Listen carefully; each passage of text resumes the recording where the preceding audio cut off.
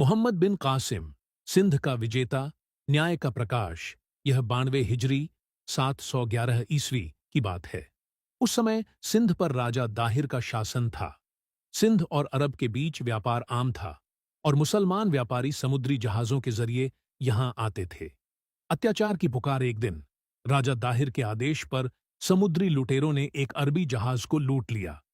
इस जहाज में कुछ मुस्लिम महिलाएं और बच्चे भी थे, जिन्हें बंदी बना लिया गया। बंदी महिलाओं में से एक ने पुकार लगाई, हमारे अमीर को खबर दो, मोहम्मद बिन कासिम हमें जरूर बचाने आएंगे।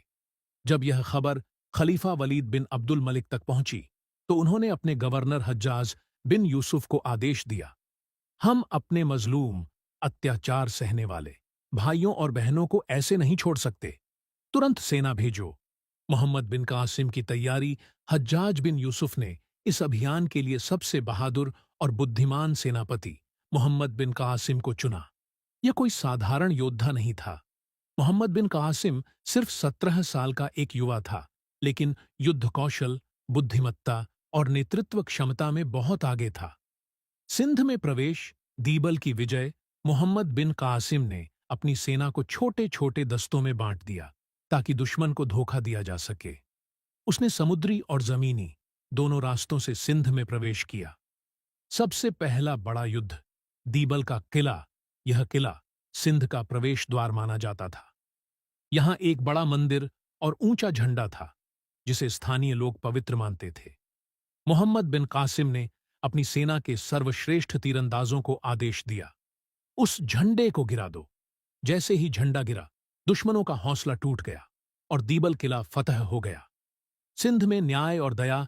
दीबल पर जीत के बाद मोहम्मद बिन कासिम ने अत्याचार की जगह न्याय और उदारता से शासन स्थापित किया।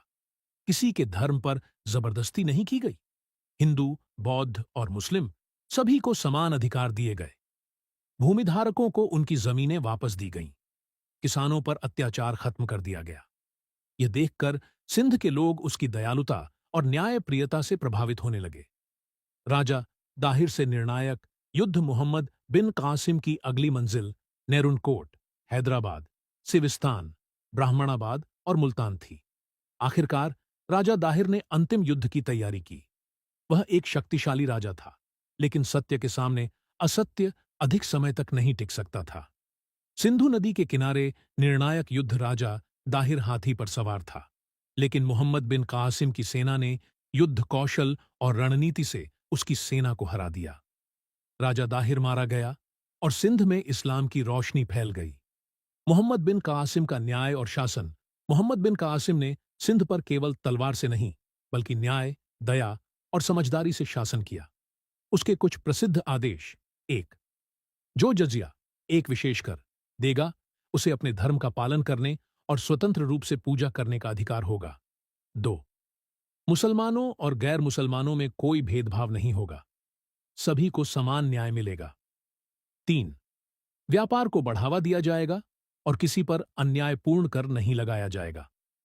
उस समय के अनुसार ये आदेश क्रांतिकारी सुधार थे, क्योंकि आमतौर पर विजेता शासक पराजित जनता पर अत्याचार करते थे। लेकिन मोहम्मद बिन कासिम ने न्याय के बल पर शासन किया।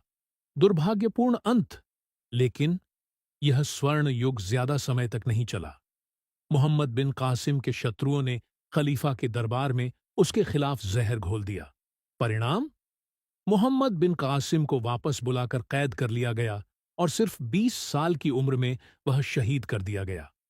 इतिहास में मोहम्मद बिन कासिम का स्थान, लेकिन मोहम्मद बिन कासिम की कहानी कभी खत्म नहीं हुई। सिंध के लोग आज भी उसे बाब उल इस्लाम, इस्लाम का द्वार के रूप में याद करते हैं।